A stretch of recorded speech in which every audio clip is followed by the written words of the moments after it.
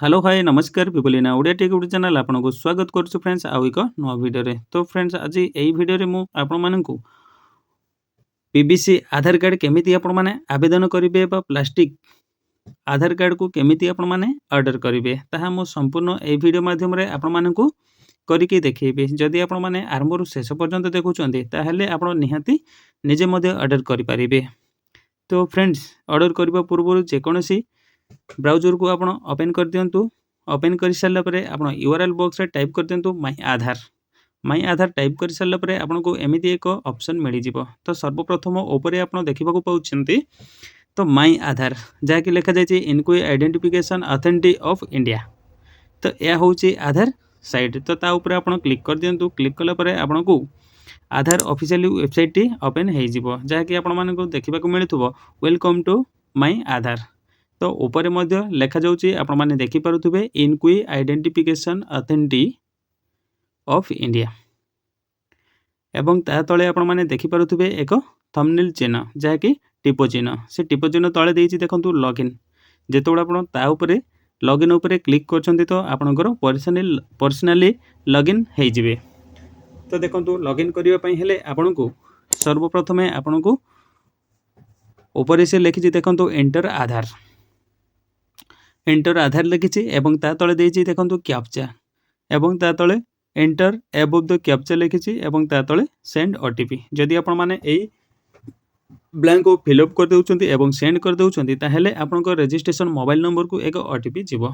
ता पूर्व फ्रेंड्स मु आपण मानकु कहि रखुछि जदि आपण माने एमिति एक हेल्पफुल वीडियो देखिबा पई चाहुचन्ती ताहेले आपण आम चैनल को सब्सक्राइब करि परिबे। जदि आपण सब्सक्राइब करछन्ती तो सर्वप्रथमे आमे जेबे भी हेल्पफुल कंटेंट अपलोड करिवो तो आपनको सर्वप्रथमे आम चैनल थ्रू रु आपनको नोटिफिकेशन जीव। से नोटिफिकेशन साहाय्य आपण माने आम वीडियो को देखि परिबे। तो चलंतु मु कैप्चा को एंटर कर नेउछि। एंटर कर सला परे मु सेंड ओटीपी करिवि।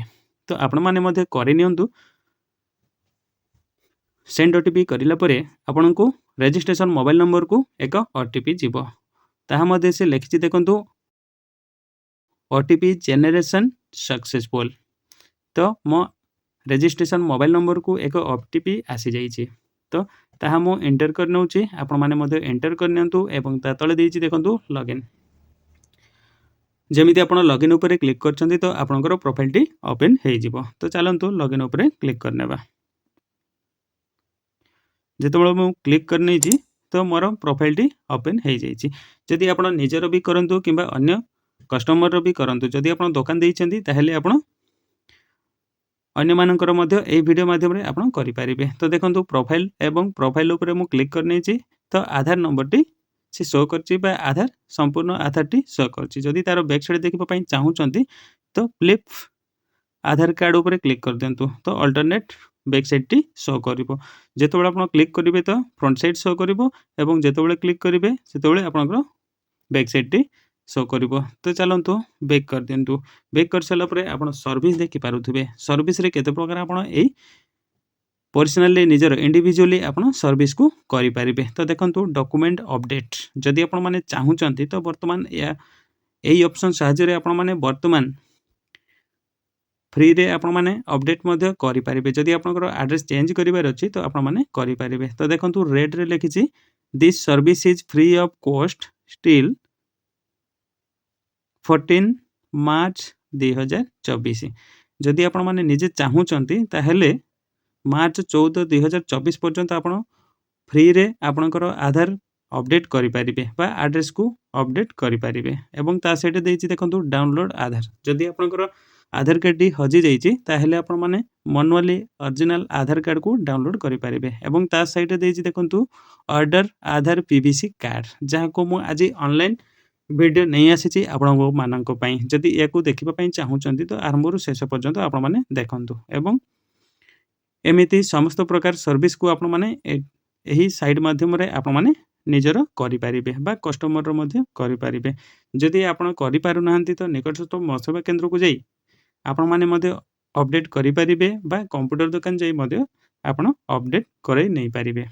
तो फ्रेंड्स आशा करूची आपण निजे करि परिबे एही वीडियो माध्यम रे देखि सारला परे। तो चलंतु पीवीसी कार्ड ऑर्डर ऊपर आपण क्लिक कर दियंतु।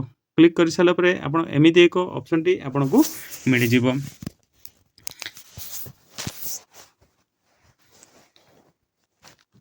तो मिलला परे आपण देखि पारुथिबे गेट योर आधार कार्ड।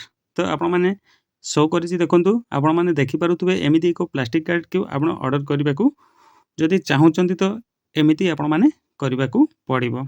तो देखंतु एथिरे कोन अछि तो समस्त प्रकार लोगो अछि एवं आपण माने चाहुचंती येलो रे देखंतु सिक्योर क्यूआर कोड मध्य पाई परिबे, होलोग्राम मध्य पाई परिबे, हलोज पैटर्न मध्य पाई परिबे एवं गोस्ट इमेज एवं माइक्रो टेक्स्ट मध्य आपण पाई परिबे। ए कार्ड रे समस्त प्रकार ओरिजिनल आधार कार्ड रे जहा भी थिबो ताहा आपण माने पाई परिबे एवं ऑर्डर करिबा पई देखंतु से 50 rupees including of GST speedy post charge आपनको 50 टंका बांधिबाकू पड़िबो जदि ए कार्ड को आपण माने ऑर्डर करूछंती।